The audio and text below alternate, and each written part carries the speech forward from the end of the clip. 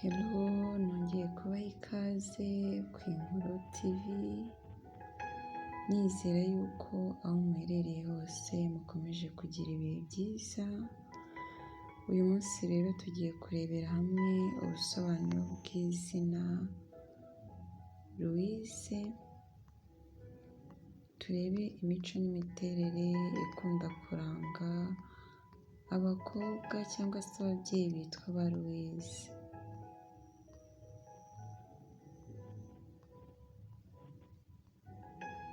Nanakomeza mpa ikaze abashyashya kuri iyi channel, basaba kuba bakora subscribe kugira ngo ibiganiro byacu bijye bibageraho biboroheye, uko tugiye tubagezaho ibiganiro bibageraho biboroheye.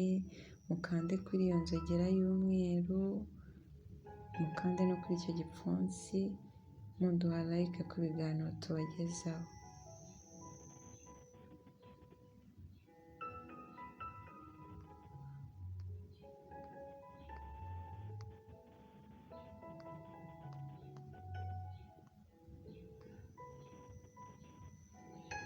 Louise rero ni izina rihabwa umwana w'umukobwa, rifite inkomoko mu Bwongereza, rikaba risobanura indwanyi izwi. Iyo ari umuhungu bamwita Louis,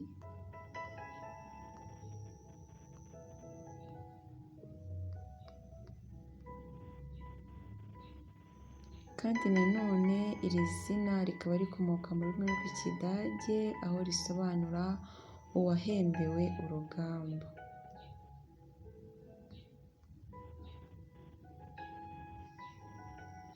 Reka rero tugende turebera hamwe mu mico n'imiterere ikunda kuranga abakobwa cyangwa se ababyeyi bitwa ba Louise.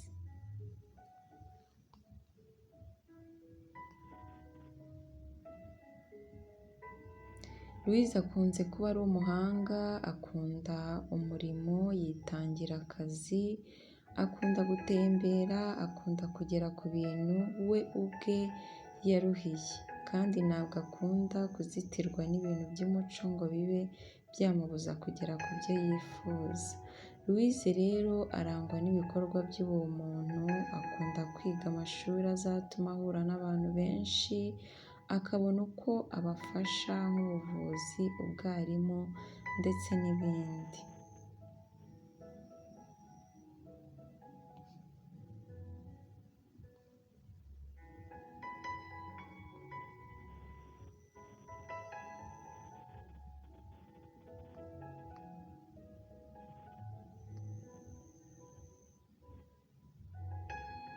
Louise rero ni umukobwa cyangwa umubyeyi urangwa no kwitanga, akurura abantu bityo akagira inshuti nyinshi.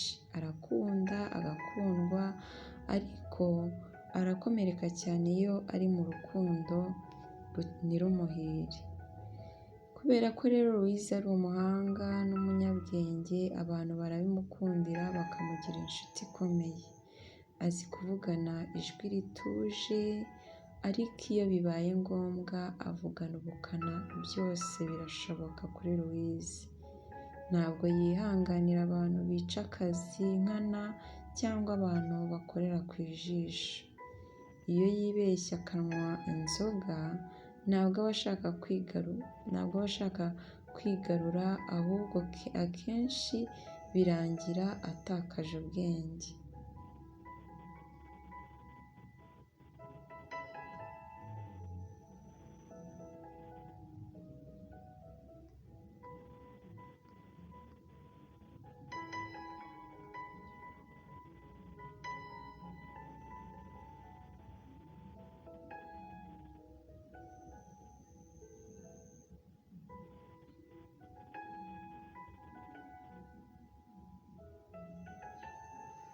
Louise rero usanga ari umuntu urangwa no kugira icyizere, kandi agahorana ibitekerezo byubaka.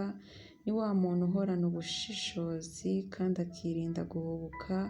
Arangwa n'urukundo cyane, agirira umuryango we n'abantu bamuri iruhande abitaho, kuko arangwa no kugira ubuntu.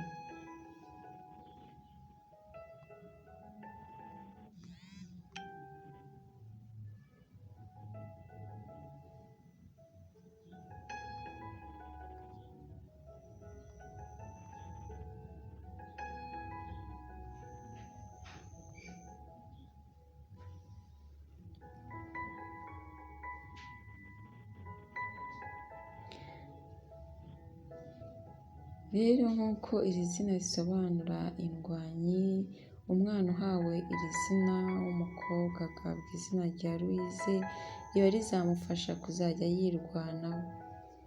yirwanaho mu buzima bwe bwa buri munsi.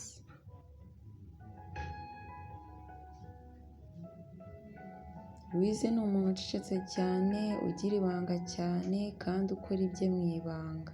Ntabwo akunda kwiyerekana kandi hari n'ubwo atigirira icyizere. Louise akunda ibintu, ni umuntu w'umukozi, ni inyangamugayo, iyo umuhanye gahunda arayubahiriza kandi akayikora neza. Ikindi kandi Louise si umunebwe.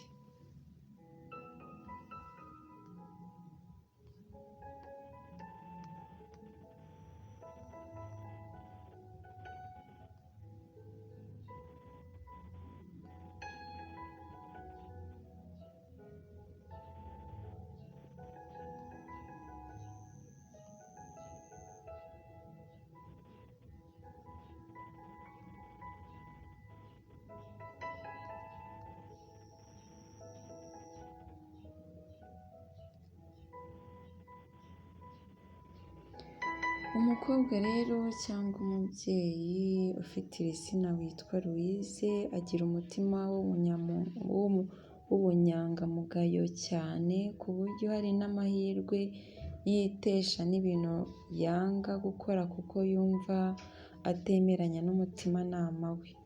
Louise ashobora kugaragara nk'ufunga umutwe kuko ntabwo ajya akora ibintu bihabanye n'ibyo umutima we umubwira.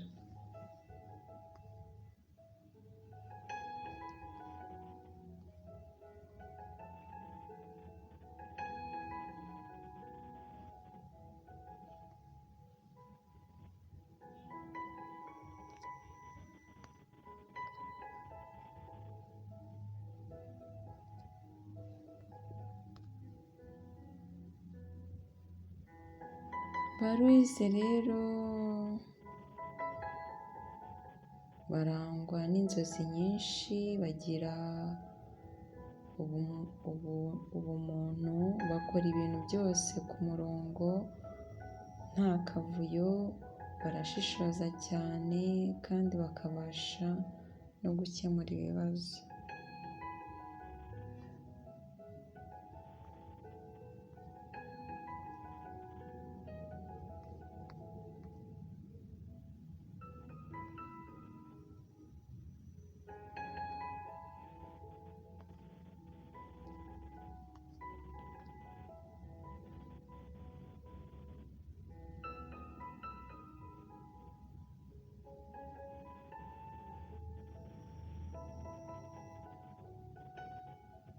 Mwakoze rero cyane kuduha umwanya wanyu, nizere ko murushijeho kumenya no gusobanukirwa imico n'imiterere iranga umukobwa cyangwa umubyeyi witwa izina rya Louise.